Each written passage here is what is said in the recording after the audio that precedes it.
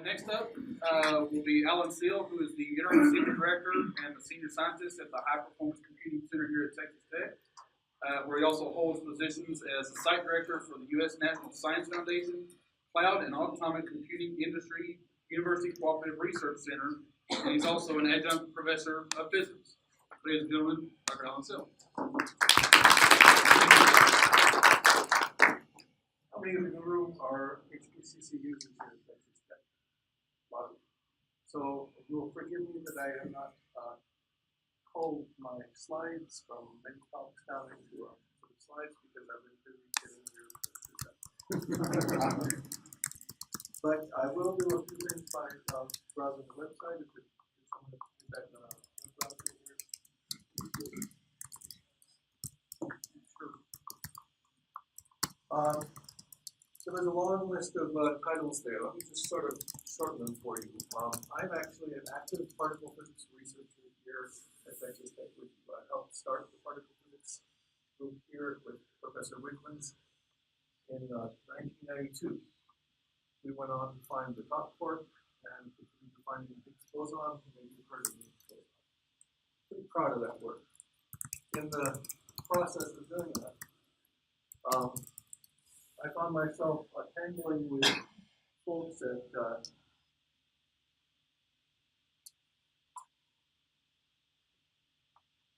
this location. You'll find that I have one obvious limitation. I cannot type and talk at the same time. I can only do one thing at a time, which is why I'm busy getting the cluster up. I ran across these folks that were running something called a high-performance computing center. I said, that sounded interesting. And this was about 1997. We found the top, and we, in the process, learned to use cluster computing in a way that hadn't been used before. Let me tell you how that went. We were busy using up the Amdahl and the fax clusters and the IBM AX workstations we had. How many people recognize any of those things? Okay. And along came a friend of mine and said, "You built a Linux cluster." I said, "What did you do that for?" He said, "No, trust me, it would be good." And now, years later, the vast majority of the world's computing gets delivered in this way. And in the cluster is very similar to that. But it took us a while to clue in. We built first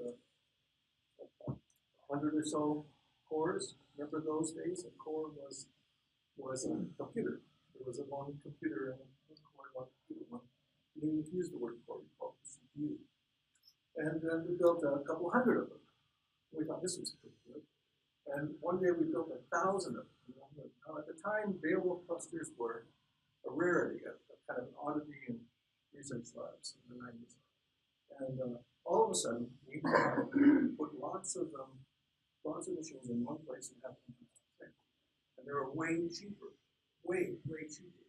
Well, along the way, Tim Berners-Lee invented the World Wide Web and stuff like that. This just sort of came along to the right. Suddenly we found ourselves in a world where people all over the world wanted to collaborate on cluster computing. And we had built one of the biggest ones ever in existence. It was called the, unimaginatively, the Collider Detector of Fermilab is the name of the detector collisions with Fermilab. So the Collider Detector of Fermilab had the unoriginal name of the CDF analysis facility, CAF. And all of a sudden, people wanted to build these things all over the world. Caffeine jokes were popular then because Java was in vogue, and so we called it the decaf. And I got put in charge of telling people how to duplicate this big cluster all over the world. The first example I'm aware of large-scale cluster computing being used uniformly throughout the world for one task. So I had a web page. Remember the web? That really did, it wasn't outdoor.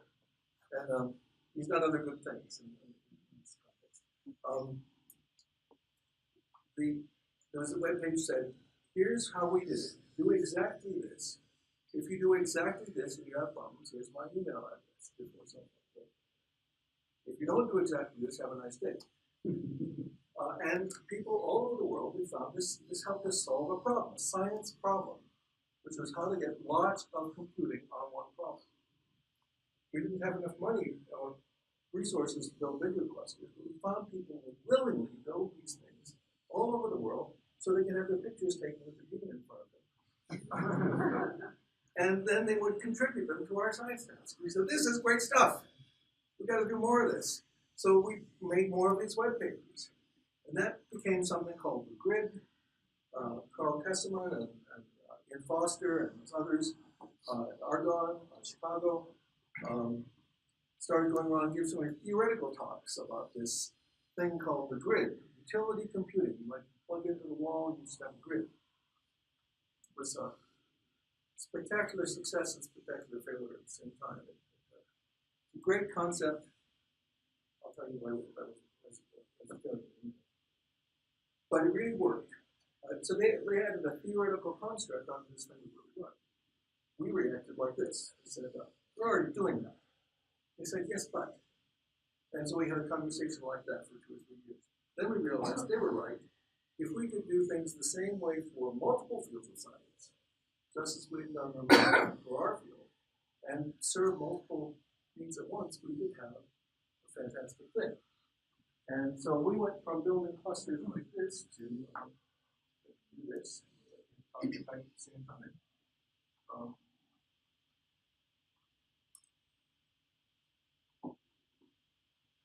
To this, with the science grid, and its equivalents all over the world.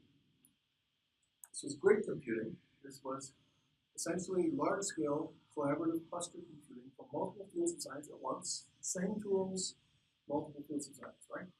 Am I getting it right? Someone? Yeah. Someone help.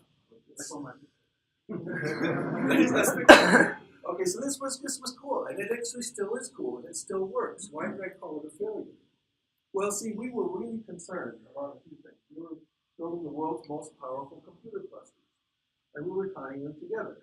It's a whole paragraph about Paragrid and XSEDE, and we'll get to it. But this was basically the idea: collaborative cluster computing for multiple uses. We didn't really want these things being used for like selling pharmaceuticals or sending these band emails. So we really locked them down. You had to get an individual X519 certificate. You know when you log in your bank and the little icon turns green? Lock. That level of authentication for every single scientist. We built an organization that could get you that level of certificate wherever you are in the world, now it's called the Interim Global Trust Foundation. So anywhere in the world, if you're a scientist, you get one of these certificates. And then, remember I talked to you about XSEDE and Paragrid? Well, these became the supercomputer equivalents of this. It was a little rough start where they didn't really want to do sort of cowboys and this thing. We beat up on them for a while until they did this fantastic, wonderful project called XSEDE. And you need to know about our local cluster. I won't talk too long. You need to know about Open Science Grid, and you need to know about XSEDE to do your work. Okay? If you don't know about any of those things, you need to learn about them because they're resources for you. And Shelwyn has helped create some of these, and they are fantastic. They are collaborative, shared, multi-science facilities at the highest scale of computing. So what Open Science Group did for sort of moderate scale clusters, XSEDE does on a worldwide basis for supercomputers. And your climate modeling comes from these resources. Now, where do we fit into this stuff? We have a cluster just the other side of this wall. We've got maybe about 10,000 cores in that room. We've got a couple thousand cores at a couple different other locations. And when we do that, I do that as very clearly and deliberately a stepping stone in this architecture of computing. From your desktop up to the scale of computing. We like to be the place where you go in and ask a question, and no matter what the scale of your computing is, we can help you with it. Right? And I always tell people, someone had everybody say it yesterday. In IT, I'm now an employee of the IT division, but it's still part of the system. We get two kinds of teachers. We get the angry ones, and we get the apologetic ones. And the angry ones, it almost always has something to do with email. And we have another whole number, 742 help. You can call that number, they will help you. It's very similar to our number. The last digit is different, but it's a different number, and so that takes care of the angry users. We get the apologetic users. So a lot of people come in the door and say, "I'm sorry, I'm trying to compile this. Always got success out of it. I'm sorry." So I call those the apologetic. Don't be apologetic. Don't scale your question to what you think we can provide. We've been at this a while. We know talented people like the people in this room all over the world.